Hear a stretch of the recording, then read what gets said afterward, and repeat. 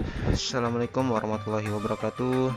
Di sini saya sedang berada di Kelurahan Kula Kemang, Kecamatan Danau Taluk, Kota Jambi, untuk menelusuri sejarah yang ada di masjid ini. Karena masjid ini merupakan masjid tertua pertama di Kota Jambi. Apa saja sejarah yang ada di masjid ini? Mari kita masuk.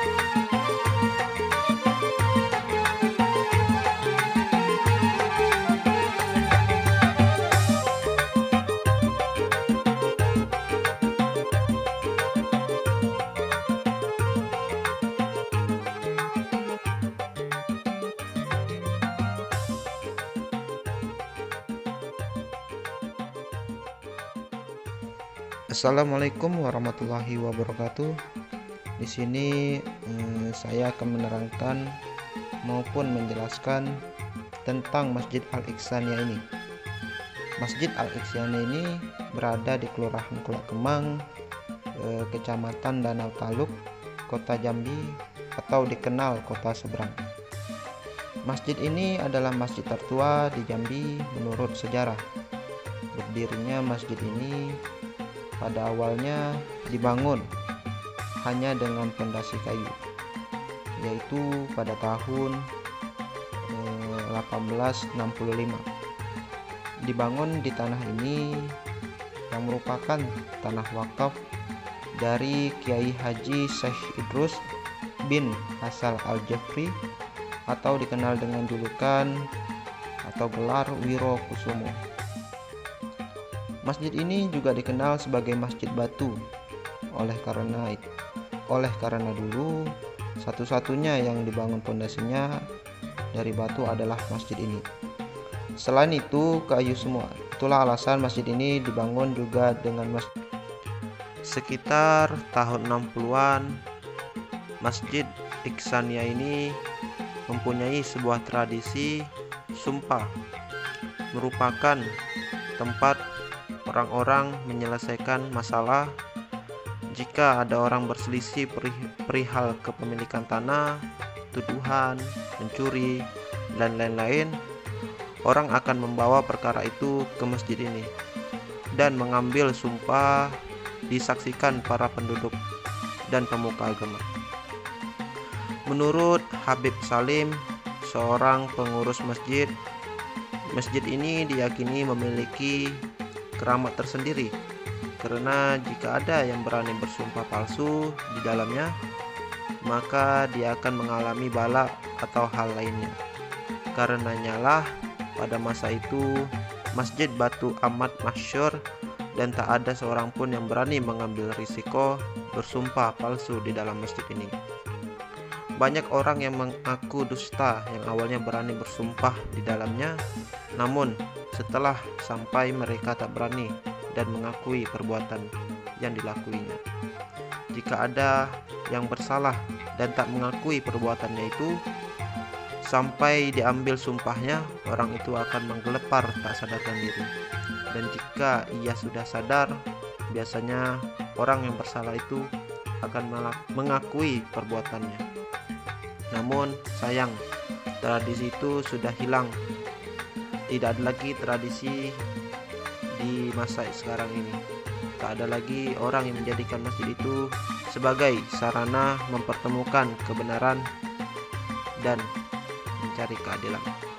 Tradisi sumpah itu mulai terlupakan, hanya kalangan tua saja yang mengetahui kisah tersebut. Pada tahun-tahun awal abad ke-20, perkembangan Islam di Jambi maju pesat. Hal ini seiring dengan majunya pendidikan keislaman di Jambi yang ditandai dengan berdirinya 4 pesantren utama, yaitu Pesantren Nurul Iman, Pesantren Sa'adat Darain, Pesantren Jauharin, dan Pesantren Nurul Islam. Keadaan ini membuat kesadaran keislaman penduduk semakin mengkristal dan menjadi kawasan seberang kota Jambi banyak didatangi orang dari berbagai daerah untuk belajar. Keadaan ini tentu saja berpengaruh bagi Masjid Batu. Makin lama jamaah masjid itu semakin penuh, hingga akhirnya tak lagi mampu menampung jamaah yang terus membludak. Terlebih pada salat Jumat, maka tokoh-tokoh masyarakat lalu menggelar musyawarah dan mufakat untuk memperbaharui masjid. Disepakati dana pembangunan masjid dikumpulkan dari sedekah dan infak masyarakat sampai akhirnya terkumpul dana yang cukup untuk memugar masjid. Kemudian Habib Idrus bin Hasan Al-Jafri wafat tahun 1902 dan dimakamkan di depan Masjid Ihsaniyah yang dia dirikan. Ini sekali dalam setahun keluarga besar beliau menyelenggarakan peringatan wafatnya Habib Idrus bin Hasan Al-Jafri ini yang dipusatkan di masjid ini. Peringatan tersebut diagendakan sekali dalam setahun oleh pihak keluarga dan masyarakat muslim seberang kota Jambi. Sebagai bentuk penghormatan atas jasa-jasanya, peringatan tersebut setiap tahun turut juga dihadiri oleh tokoh agama, alim ulama, cendekiawan, gubernur, dan undangan lainnya. Bangunan dalam masjid dipenuhi dengan hiasan kaligrafi berbagai rupa. Mimbar asli berdirinya anggun di sisi kanan mihrab, sementara beduk peninggalan terdahulu berada di bagian belakang ruang salat. Ciri mencolok dari masjid ini adalah banyaknya jendela-jendela yang dipasang berpasangan itu mengelilingi masjid. Hanya tembok mihrab yang tak berjendela. Hingga kini, kebiasaan dan adat istiadat yang dilakukan Pangeran Wirokusumo semasa hidup masih dilakukan keturunan dan pengikutnya. Salah satunya adalah menyantap makan dalam tempe atau wadah besar ramai-ramai. Tradisi seperti ini memang merupakan salah satu tradisi para ulama yang berasal dari Yaman yang kemudian berkembang di tanah air kita, Indonesia. Kemudian bangunan dalam masjid dipenuhi dengan hiasan kaligrafi berbagai rupa. Mimbar asli berdiri anggun di sisi kanan.